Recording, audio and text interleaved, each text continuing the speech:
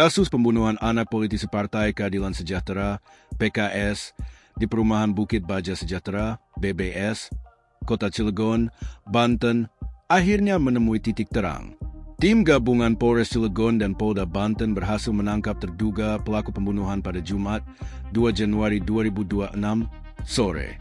Korban berinisial M9 merupakan putra bungsu Maman Suherman, anggota Dewan Pakar DPD PKS Cilegon. Korban ditemukan bersimbah darah di rumahnya pada Selasa, 16 Desember 2025. Meski sempat dilarikan ke rumah sakit, nyawa korban tidak tertolong. Hingga kini, kepolisian belum mengungkap identitas pelaku yang berjenis kelamin pria. Pelaku ditangkap di wilayah Ciwedus, Kota Cilegon, tanpa perlawanan dan langsung dibawa ke Mapolres Cilegon untuk pemeriksaan intensif.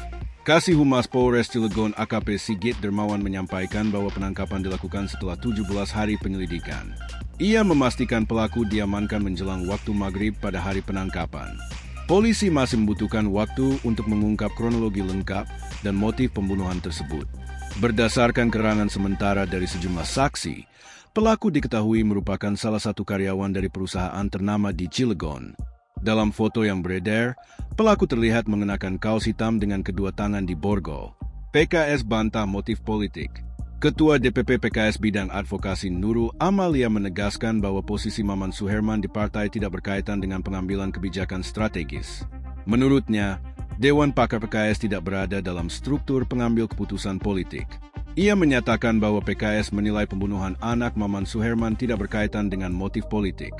Meski demikian, pihaknya tetap menunggu hasil resmi penyelidikan kepolisian untuk memastikan motif sebenarnya di balik kasus tersebut. Kriminolog, dugaan pencurian berujung pembunuhan spontan. Guru Besar Kriminologi Universitas Indonesia Profesor Adrianus Meliala menilai pembunuhan tersebut kemungkinan besar berawal dari aksi pencurian. Menurutnya, pelaku diduga masuk ke rumah dengan maksud mencuri secara diam-diam, namun aksinya diketahui oleh korban yang berada di dalam rumah. Dalam situasi tersebut, pelaku diduga panik dan menyerang korban secara berlebihan demi menutupi identitasnya. Adrianus menilai pelaku bukan pembunuh profesional dan bertindak secara spontan. Ia juga cenderung menepis dugaan motif dendam maupun motif politik. Menurutnya, ayah korban tidak menempati posisi politik yang cukup vital untuk memicu dendam atau kebencian serius.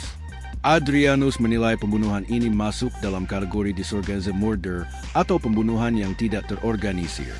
Lebih lanjut, Adrianus menduga pelaku berasal dari lingkungan dekat korban, seperti asisten rumah tangga, petugas keamanan, atau orang yang sudah mengenal lingkungan rumah. Meski tidak ada rekaman CCTV di lokasi kejadian, ia menilai pelaku tetap bisa dilacak melalui jejak forensik seperti DNA, rambut, atau bekas kuku yang tertinggal di tempat kejadian perkara. Download Tribun X sekarang, menghadirkan lokal menjadi Indonesia.